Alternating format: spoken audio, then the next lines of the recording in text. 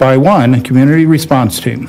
Now, Commissioner Teal, did I almost hear you give 75 grand to the town of Castle Rock? No, you didn't. You almost heard Lone Tree. I know, because. it was just right there. Thank you for the correction. So we have a first? And I will second that. These community response teams, as I've said earlier, have saved lives, and I am really happy that we are able to have this ARPA money that we can continue to invest in our community. So we have a first and second on the floor. Any further discussion? I'll just add the benefit of that co-response, again, has not only been really significant for Douglas County, but our region and our state. And so really proud to be an ongoing partner with so many in the state with community response. Seeing no further discussion, all those in favor signal by saying aye. Aye. Aye, and that motion carries 3-0. Thank you, Dan. So with that, we'll move to our final item on the regular agenda, which is item 4D, our Fairgrounds Facilities Policy and Procedures and Rental Agreement Updates. Tim Hallmark, Director of Facilities, Fleet, and Emergency Services, presenting for staff. Hi, Tim. Good afternoon, Commissioners. Here seeking your approval of a few updates to the Douglas County Fairgrounds Facilities Policies and Procedures, as well as the rental agreement. To clarify some of these changes, the renaming of the event center to the James R. Sullivan Event Center to be captured in all of our documents. The addition of an updated mission statement to state that all events are to be family friendly. That was added not only to our policy and procedures, but also to the mission statement that's on the Douglas County website.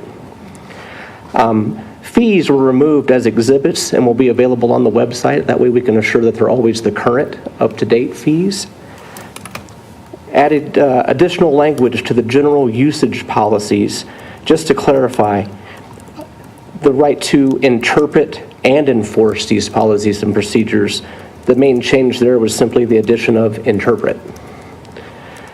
Alcohol policies have also been updated to reflect our current operations at the fairgrounds, which is us operating without a liquor license.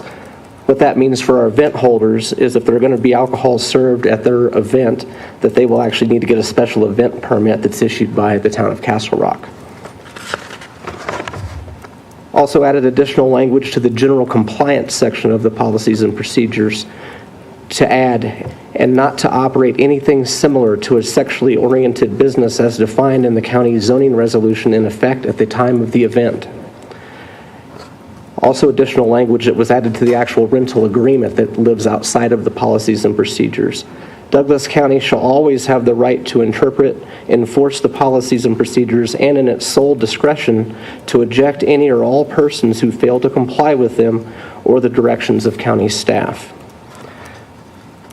These original policies and procedures haven't been updated since 2017. Over the course of the last 5+ years, we've had numerous events where we just found that we needed clarification. Not that major changes need to be made, just making things more clearly stated so that our patrons and our event holders actually understood exactly what we were expecting for them to do. The 5 years of kind of looking at those different events is what brought to the fact that we just needed to do a quick little update to these to make things clearer for our users of our facilities. Happy to answer any questions you might have. Great, Tim, thank you so much. And I do see Chris Pratt here from Legal. Chris, did you have any additional input for us? Thank you, Commissioner. Chris Pratt with the County Attorney's Office. I just wanted to add that the County Attorney's Office has reviewed all of these changes and found that they will help clarify what is and what is not allowed for users of the county fairgrounds. These clarifications will benefit not only the members of the public seeking to use the facilities, but also county staff charged with enforcing the board's intentions for fairground use. It will help ensure everyone who wishes to use the facilities will be held to the same reasonable standard while still allowing a wide diversity of activities to be held at those grounds. Okay, thank you very much, Chris. Any questions or comments for staff? I have none, thank you. No, sir. And I have none either. With that, we will open it up for any citizen comment. If there's any citizen comment in the room, if you want to line up at the podium and state your